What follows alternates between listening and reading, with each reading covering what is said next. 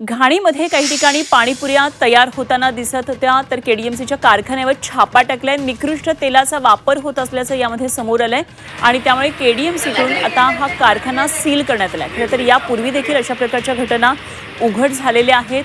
ज्या ठिकाणी पाणीपुरीच्या पुऱ्या तयार होतात त्या ठिकाणी किती अस्वच्छता असते, किती घाणीचं साम्राज्य असतं हे पुढे आलेलं आहे। तर कल्याणमधली घटना आहे।